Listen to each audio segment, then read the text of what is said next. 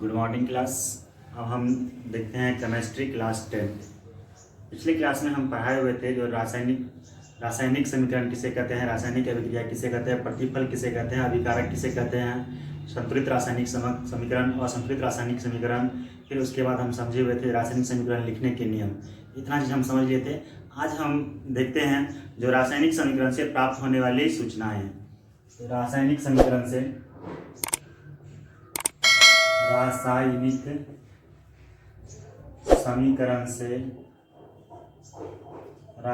समीकरण से प्राप्त होने वाली सूचनाएं। रासायनिक समीकरण से प्राप्त होने वाली सूचनाएं हम देख लेते हैं। जो रासायनिक समीकरण से कौन कौन सी सूचनाएं प्राप्त होता है, तो पहला हम देखते हैं जो रासायनिक समीकरण से जो है सो क्या होता है, अभिकारक और प्रतिफल के संकेत एवं सूत्रों को जो है इसकी जानकारी मिलता है। देखते हैं जो रासायनिक समीकरण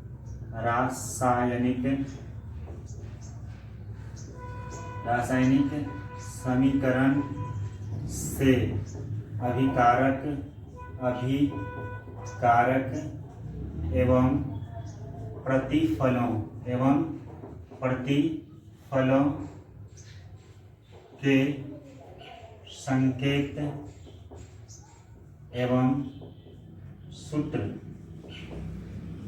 की जानकारी मिलता है। दूसरा हम बताए थे जो रासायनिक समीकरण में जो है सो क्या होता है, अभिकारक भाग लेता है और प्रतिफल बनता है, ठीक है ना। तो इसमें जो है संकेत और सूत्र का जो है जानकारी प्राप्त होता है। फिर दूसरा है जो यह देख रासायनिक समीकरण से रासायनिक समीकरण से यह जानकारी मिलती है कि रासायनिक अभिक्रिया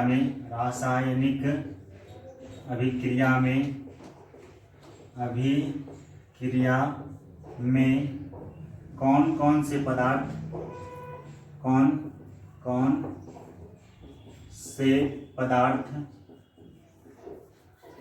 भाग लिया है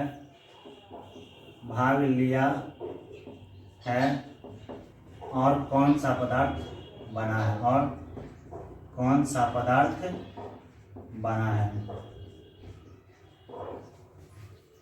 रासायनिक अभिक्रिया से भी पता चलता है जो रासायनिक अभिक्रिया में कौन सा पदार्थ भाग लिया है और कौन सा नया पदार्थ बना है। अब हम तीसरा देखते हैं जो रासायनिक अभिक्रिया से क्या पता चलता है, रासायनिक समीकरण से क्या पता चलता है। तो रासायनिक समीकरण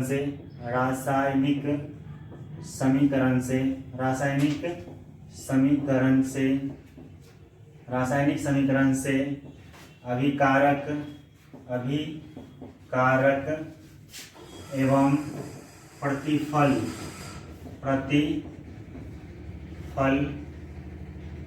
के परमाणुओं की संख्या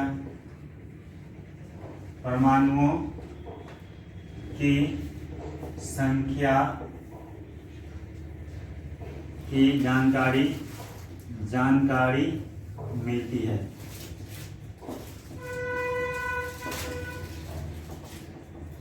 तो रासायनिक समीकरण में जैसे किस किस की जानकारी मिलती है, तो जो अभिकारक है उसके जो तत्व है या यौगिक है उसके परमाणुओं की संख्या की जानकारी मिलती है, प्रतिफल की भी परमाणुओं की संख्या की जानकारी मिलता है। अब हम देखते हैं जो अभिकारक और प्रतिफलों के मोलों के अभिकारक और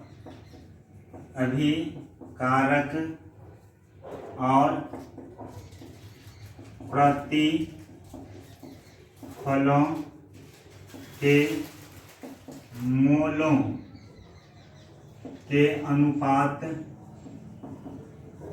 की जानकारी मिलती है। तो रासायनिक समीकरण से क्या है जो हमको अभिकारक और प्रतिफलों के मोलों की भी जानकारी मिलती है। और इसके दर्भ में पांचवा पॉइंट होगा जो अभिकारक और प्रतिफलों के द्रव्यमानों के अनुपात की जानकारी मिलती है, जानकारी मिलती है। तो अभिकारक और प्रतिफलों के द्रव्यमानों की जानकारी मिलती है।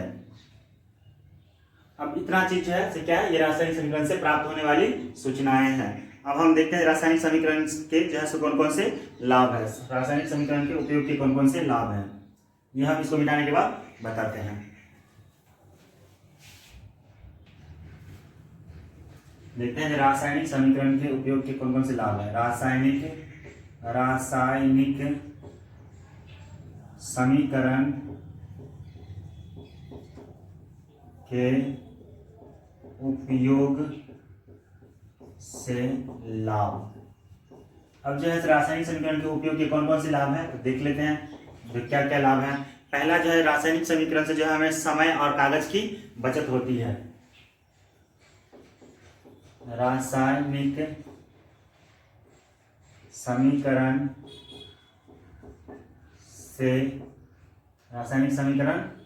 से समय एवं कागज की बचत होती है, कागज की बचत होती है। क्योंकि किसी भी रासायनिक अभिक्रिया को जो भाषा में लिखेंगे उसमें थोड़ा वक्त लगेगा, कागज भी लगेगा, लेकिन जब हम उसकी भाषा में लिखे, केमिस्ट्री की भाषा में लिखे, शॉर्ट में लिखे केमिस्ट्री की भाषा में समीकरण के द्वारा, तो वो कम समय लेगा। इसलिए जो है रासायनिक अभिक्रिया से क्या लाभ होता है, कम समय लगता है और क्या होता है, कम समय लगता है और कागज की भी बचत होता है। फिर हम देखते हैं जो दूसरा क्या है, दूसरा लाभ क्या होता है, जो रासायनिक समीकरण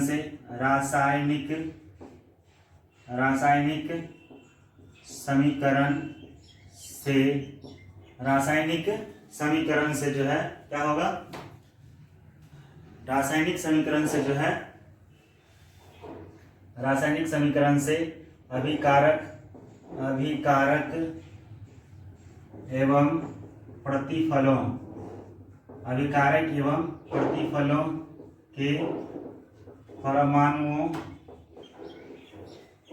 की संख्या आसानी से गिनती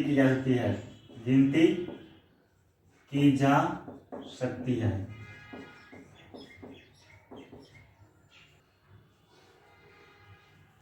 बस ये 2 पॉइंट जो है बस वही याद रखना है।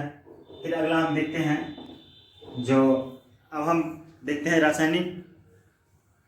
रासायनिक समीकरण की कौन कौन सी सीमाएं हैं। रासायनिक समीकरण की सीमाएं, रासायनिक समीकरण की कौन कौन सी सीमाएं हम देख लेते हैं। तो रासायनिक समीकरण की सीमाएं क्या है जो देख लेते हैं। रासायनिक समीकरण में जो है सो अभिकारक और प्रतिफल को जो है सो क्या होता है, वो भौतिक अवस्था की जानकारी प्राप्त नहीं होता है। रासायनिक समीकरण से पदार्थ के भौतिक अवस्था की जानकारी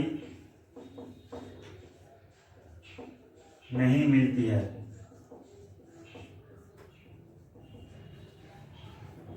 दूसरा हम देख लेते हैं जो अभिक्रिया के फलस्वरूप जो है या तो ऊष्मा का अवशोषण होता है या ऊष्मा का उत्सर्जन होता है, इसकी भी जानकारी प्राप्त नहीं होता है। रासायनिक समीकरण से ऊष्मा का अवशोषण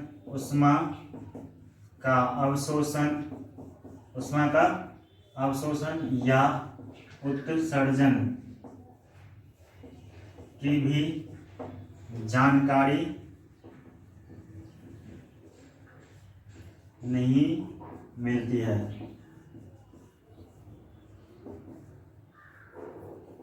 तीसरा देख लेते हैं। तीसरा जो है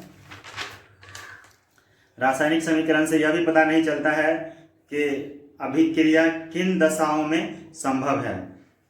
रासायनिक समीकरण से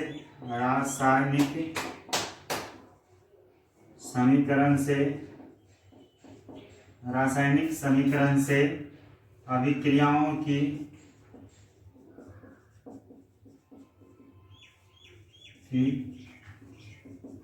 दशा के बारे में भी जानकारी नहीं मिलती है।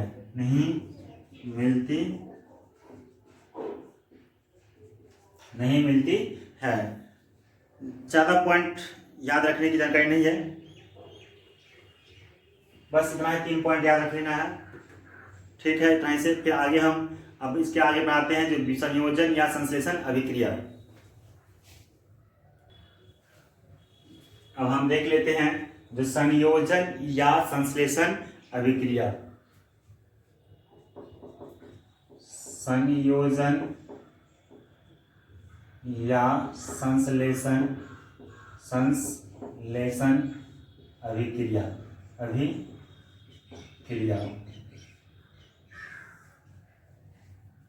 ऐसी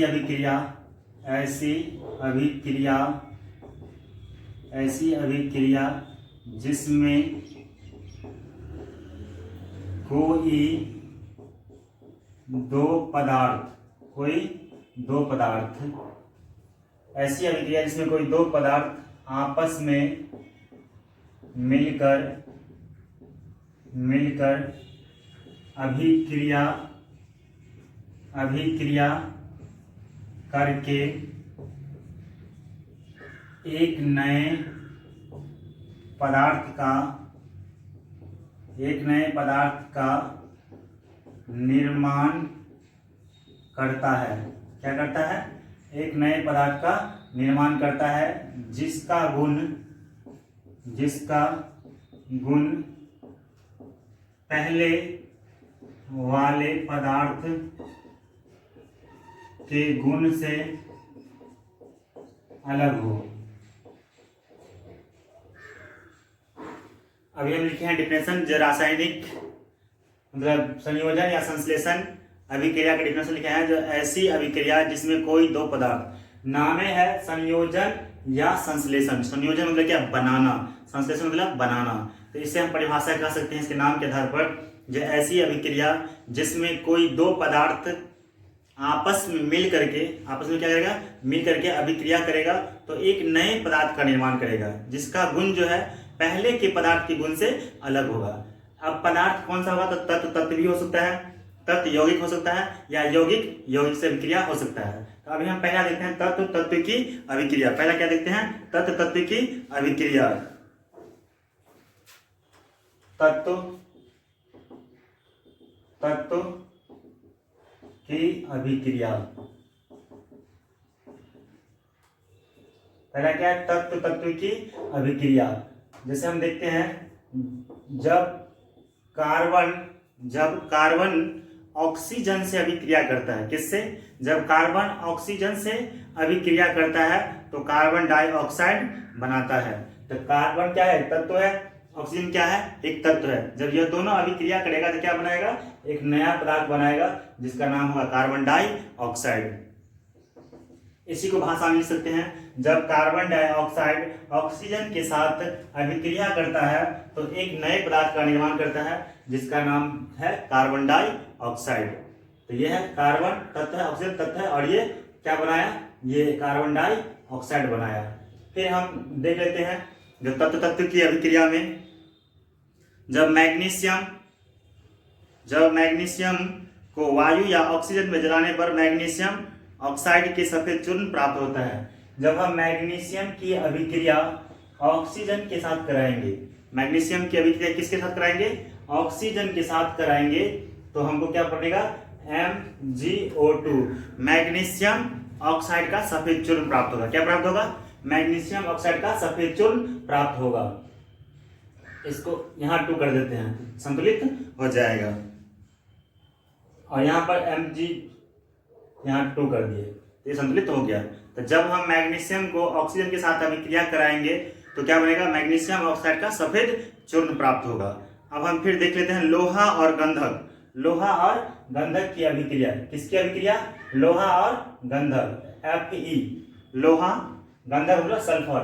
जब Fe की अभिक्रिया लोहा का जो अभिक्रिया सल्फर के साथ कराएंगे तो क्या बनेगा, FeS। क्या बनेगा, FeS, फेरस सल्फाइड या आयरन सल्फाइड बनेगा। क्या बनेगा, फेरस सल्फाइड या आयरन सल्फाइड बनेगा। तो जब देखिए ना, फेरस तत्व है, सल्फर भी तत्व है, जब दो तत्व की अभिक्रिया गया क्या बना, फेरस सल्फाइड बना, जो कि इस दोनों के गुण से इसका गुण अलग है। अब हम देख लेते हैं जो यौगिक को ऑक्सीजन के साथ अभिक्रिया, यौगिक का यहाँ अभिक्रिया किसके साथ कराएंगे, तत्व और यौगिक और तत्व की अभिक्रिया, यौगिक और तत्व की अभिक्रिया, CO plus O2, CO plus O2, क्या लिखे हैं, CO प्लस O2। जब हम कार्बन मोनोऑक्साइड, क्या लिखे हैं, जब हम कार्बन मोनोऑक्साइड की अभिक्रिया ऑक्सीजन से कराएंगे तो क्या बनेगा, कार्बन डाइऑक्साइड बनेगा। क्या बनेगा, कार्बन डाइऑक्साइड बनेगा। क्या बनेगा, कार्बन मोनोऑक्साइड की अभिक्रिया ऑक्सीजन के साथ कराएंगे तो कार्बन डाइऑक्साइड बना। क्या बना, कार्बन डाइऑक्साइड बना। अब हम देख लेते हैं दूसरा एग्जाम्पल देख लेते हैं। जब हम सल्फर डाइऑक्साइड किसकी अभिक्रिया, जब हम सल्फर डाइऑक्साइड की अभिक्रिया ऑक्सीजन के साथ करते हैं, किसके साथ करते हैं, जब हम सल्फर डाइऑक्साइड की अभिक्रिया ऑक्सीजन के साथ करते हैं। यहाँ पर सल्फर डाइऑक्साइड क्या है, यौगिक है, और ऑक्सीजन क्या है, ऑक्सीजन तत्व है। जब हम इसकी अभिक्रिया सल्फर डाइऑक्साइड की अभिक्रिया ऑक्सीजन के साथ करते हैं तो सल्फर ट्राइऑक्साइड बनता है। क्या बनता है, सल्फर ट्राइऑक्साइड बनता है। तो इसको हम संतुलित कर देते हैं, इसको हम क्या किए, संतुलित किए, तो संतुलित करें, ध्यान टू लगा देंगे। अब हम देखते हैं तीसरा एग्जाम्पल, किसका एग्जाम्पल, यौगिक और तत्व की अभिक्रिया में। तो देखे हैं जो यौगिक और तत्व की अभिक्रिया। अब हम देख लेते हैं जो यौगिक और यौगिक की अभिक्रिया, यौगिक और यौगिक की अभिक्रिया, यौगिक और यौगिक की अभिक्रिया देखते हैं। यौगिक और यौगिक की अभिक्रिया में क्या है, जो calcium oxide CaO, calcium oxide CaO, calcium oxide की अभिक्रिया जल से कराएंगे। किससे कराएंगे, जल से। जल का सूत्र होता है H2O। जब हम कैल्शियम ऑक्साइड की अभिक्रिया जल के साथ करेंगे तो क्या बनेगा, कैल्शियम हाइड्रा ऑक्साइड बनेगा। क्या बनेगा, कैल्शियम हाइड्रा ऑक्साइड बनेगा। हाइड्रा ऑक्साइड का सूत्र होता है OH। तो हम कैल्शियम ऑक्साइड क्या है, कैल्शियम ऑक्साइड जो है कली चूना है, इसकी अभिक्रिया किससे कराएं, जल से कराएं, पानी से कराएं, जल से कराएं तो क्या बनेगा, कैल्शियम ऑक्साइड की अभिक्रिया जल के साथ करते हैं तो क्या बनता है, कैल्शियम हाइड्रा ऑक्साइड बनता है। तो हाइड्रा ऑक्साइड का सूत्र OH2 होता है। तो अब बस आज इतना ही, फिर नेक्स्ट क्लास में आगे बताया जाएगा।